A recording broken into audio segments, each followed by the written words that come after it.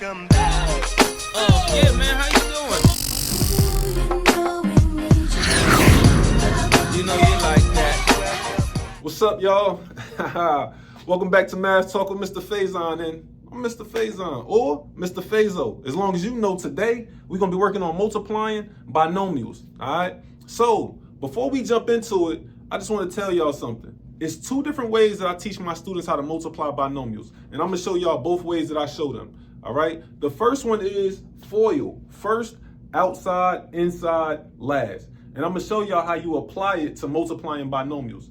Remember, binomials is two terms. So let's see. Problem number one, in the first parentheses, I have x plus 5. In the second parentheses, I have x minus 6. So let's multiply it. First thing we want to do is the FOIL method. So we look at the first step to the FOIL method is the first. What they mean when they say first is your first one in this parentheses and your first one in this parentheses. So you're going to multiply those two. And I'm going to put that as step number one. If I multiply x times x, I get x squared. Next one they say is outside. So I'm going to multiply my two outside ones. That's going to be x and negative 6. So that's step two, right? So those are my two outside, x and negative 6. If I multiply those two, I get negative 6x. The next one they tell me is inside. So my two inside ones is going to be my 5 and the x. So I'm going to put that as step number 3. All right. 5 times x is going to give me 5x. Now they say the last. My last one's in each parentheses. So I'll look as that's 5 and 6. That's going to be step 4. All right. That's 5 times negative 6 is going to give me negative 30. Now when I get to this part, what I'm looking for is, do I have any like terms? If I didn't have any like terms, that would be my answer. But I do have like terms in here. And 97, 98% of the time, your like terms, when you have like terms, they're going to fall in this place right here when looking at these problems. All right. So now I'm going to combine these like terms. Negative 6x plus 5x is going to give me negative x. And I just bring everything else down. So I have an x squared right here. I have a minus 30 right there.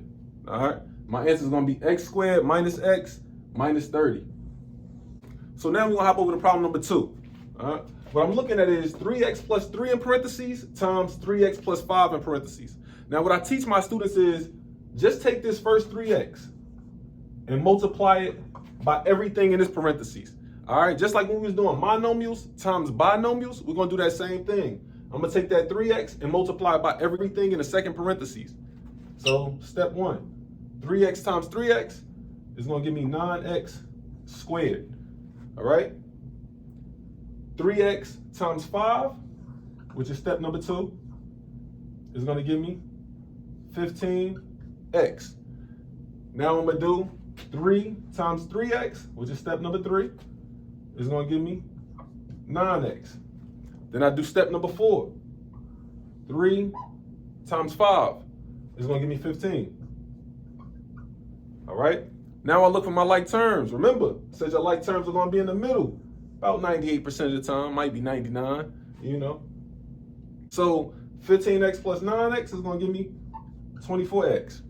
Now I just bring the rest of this down. So what I'm looking at is 9x squared plus 24x plus 15 is my answer. Okay? Now let's jump over to problem number 3. First I have AB plus 3 times AB minus 4. Right? Let's go ahead. Let's look at step number 1. Like I said before, we're going to do AB times AB. Now, what I need y'all to remember is, if you forgot how to multiply monomials, go back and look at the video so you have a clear understanding. Because if you don't know how to multiply monomials, you're going to get these problems wrong. So we have to remember, when I'm multiplying monomials, I'm multiplying the big numbers. We don't see big numbers in front of it, but we know there's ones right there. So 1 times 1 is still 1. And then we're going to add the variables. How many a's is in between these two? It's 2. So you're going to have a to the second. How many b's are between these two? 2. So you're going to have b to the second. All right. That was step number 1. Then I'm going to multiply AB minus 4. That's step number 2. All right? So remember, I will multiply 1 times negative 4, which is going to give me negative 4. And I only have one A between them two, and also one B between them two. Okay? Now I'm going to take this 3 and multiply by everything in here, piece by piece. So the first one, 3 times AB. That's step number 3. 3 times AB is going to give me positive 3 AB. Then I'm going to have 3 times negative 4. And that's step 4. And that's going to give me a negative 12. I'm going to put that over there. All right? As long as you understand it all goes together. So I look. My only like terms is right there. Those are my like terms. If you don't remember what like terms are, you gotta go back and watch the video. Remember, they gotta have the same variable and exponent. So I'm gonna bring everything down. AB squared. I combine those like terms. That's gonna give me minus AB. And I still have my negative 12. Don't forget the negative 12 over there. Don't get confused just because it's in the corner. That's still a part of our problem. Now I'm looking at my answer. A squared, B squared, minus AB, minus 12. Hey, look, that's it. That's multiplying binomials. That's another episode of Math Talk with Mr. Faison, and I hope that I made it easy for y'all to understand. Look, man, hey, we knocked out another one. You feel me? I'm going to see y'all next time. All right.